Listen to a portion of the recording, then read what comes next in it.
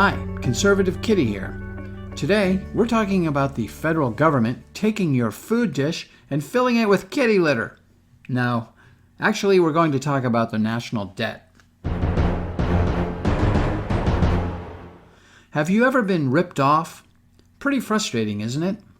The US Federal Government is swindling the whole country, right before our very eyes. How does the scam work? Well, they have basically been using your credit card without your permission, and they've been using it a lot. Let me show you how this ripoff is working. Take a look at the US debt clock from December 2015. The $18.8 trillion number is how much money the federal government has already borrowed, money that it doesn't have. This is $18.8 trillion of debt, and even worse, much of it is money printed out of thin air by the national bank, which we call the Federal Reserve Board. Let's break it down into two halves. Do you know how long it took to accumulate the first half, or $9 trillion of debt? Well, it took 220 years, all the way from George Washington through George W. Bush. But it has taken just the past 9 years to accumulate the second $9 trillion of debt. Wow. Okay, let's do some math. It's pretty simple.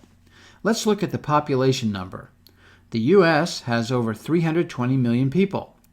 If you take that $18.8 trillion debt and now divide it by 320 million people, then you get your share of the national debt, which is about $59,000 per person.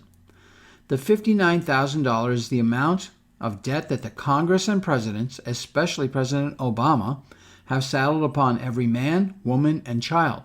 Yes, even a newborn baby owes $59,000 the second he or she is born. But it is even worse than this. Why? Because the real debt you owe is about 3 to 5 times that $59,000. Why, you ask? Because the government has other expensive, unsustainable, and failing entitlement programs that they keep off the books. You may have heard of Social Security, the U.S. Retirement Entitlement Program, and Medicare, which pays for health care for the elderly. Taxpayers are on the hook for financing those programs too. Not to worry, there is a good chance your obligation to fully pay for those government programs may never actually happen. ¿Por qué? Because most experts agree that Social Security and other entitlement programs are so mismanaged that they will likely go bankrupt before they are ever fully and honestly funded. So let's summarize where we are. I bet you'd be pretty upset if someone ran up even just say $50 on your credit card. Aren't you a little ticked off that someone ran up more than $50,000 on your credit card? You should be. So what can you do about it? A simple rule of thumb is to never vote for leftist candidates. They may call themselves many things, including progressives, liberals, or socialists.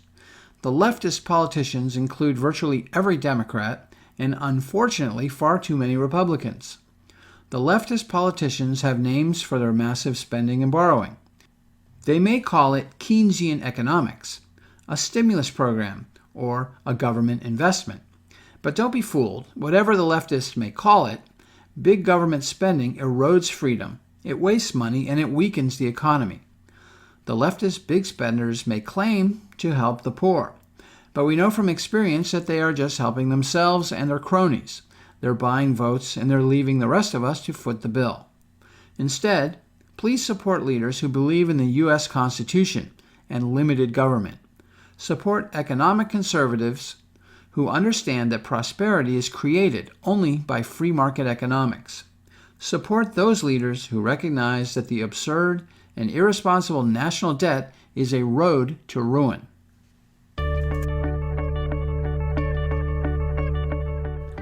Thanks for watching. Don't forget to like, share, or subscribe.